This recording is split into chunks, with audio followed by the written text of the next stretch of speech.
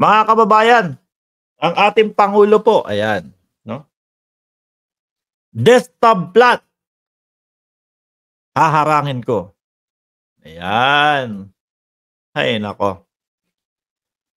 Promise ni PBBM, desktop plot, haharangin ko. O yan. Civilian mission, nalusutan.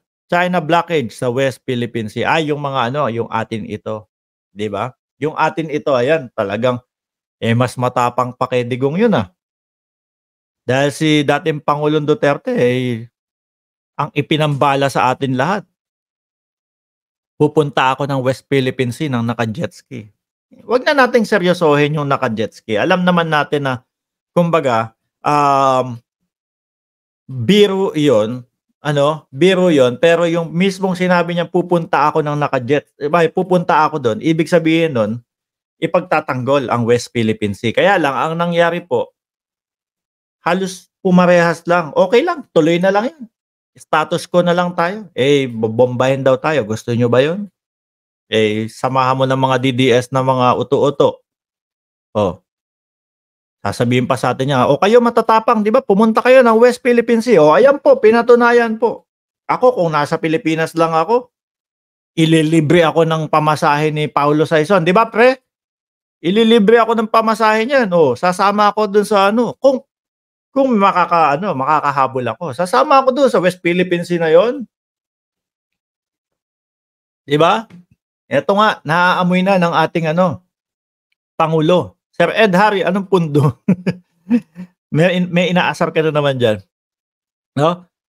Naaamoy na talaga ng ating, actually, siguro dati pa niya to naaamoy yung destabilisasyon, no? Sa kanya.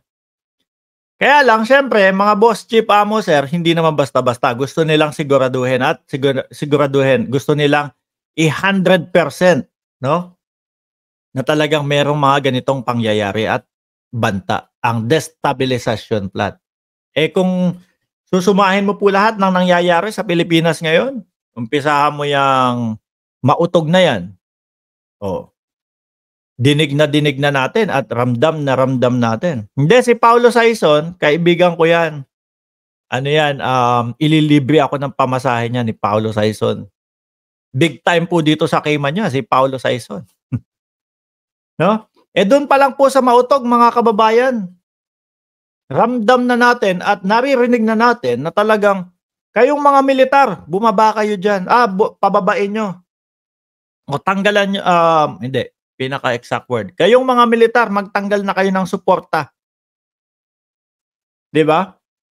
Kay PBBM.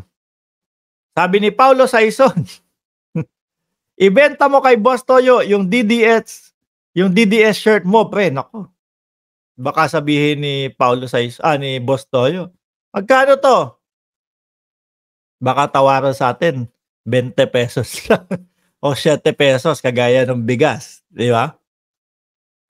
Doon sa mautog, mga bossing, talagang ramdam at naririnig na po natin yan di ba? Kaya lang ang ating Pangulo, kumbaga, siguro iniisip nila, matatapos din tong mga to. Ayaw mga tumigil. Kaya lang, pansin na po natin ngayon na medyo tahimik na po sila. Mga DDS, ano na nangyari? Bakit tahimik kayo ngayon? Wala nang mautog? Pagod na, nakakapagod naman yun. Yung mautog, tapos kung ano-ano yung mga pinagsasasabi nila kung bakit daw sila hindi pinapayagan, ang sinisisi yung mga LGU, pero ang makita mo yung katotohanan, ang talagang katunayan kumbaga pribadong lugar. Oy, Jones, since nandiyan ka naman, Jones Namit, si Tamba lang naman manok nyo o si Amy Marcos. Nako, ang layo ng manok namin. Pag di lang dadayain. Sino may sabing may dayaan? Tatanong ko sa iyo. Sige, bago kita i-delete dito sa channel, kailangan sagutin mo to ha. Kailangan sagutin mo ito. Ano masasabi mo doon sa mga hindi pumapayag? Doon na lang sa Bulacan.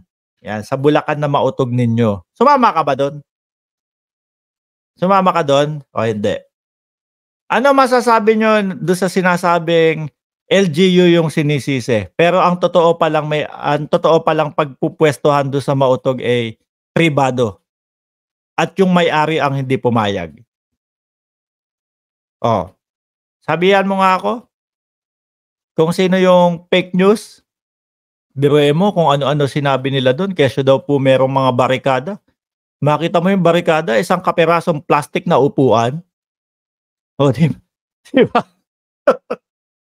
Mas big time si Ed Harry kasi may sariling kaharian. Hahaha, sabi ni ano.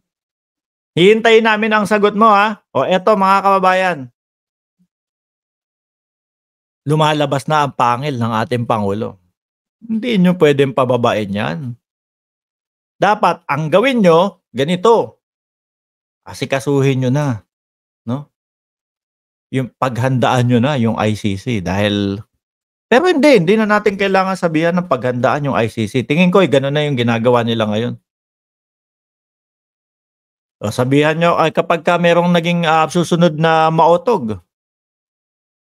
Tingin ko wala na talaga eh. Wala na po talagang susunod na mautog muna, no? Pansamantala, wala muna. Kailangan namin paghandaan ito. Baka magkabulagaan at mayari, di ba? Yung desktop plot nyo, naku po. Ito Jones yung destabilization na plot ninyo, feeling ko ang mapapababa niyan, kung sakali na yung kaibigan namin na si Baldo, yung referee sa basketball, tingin ko yun lang yung mapapatanggal eh. O, Rep Baldo, ano ka na dyan? Hindi ka namin type. Irarally ka namin.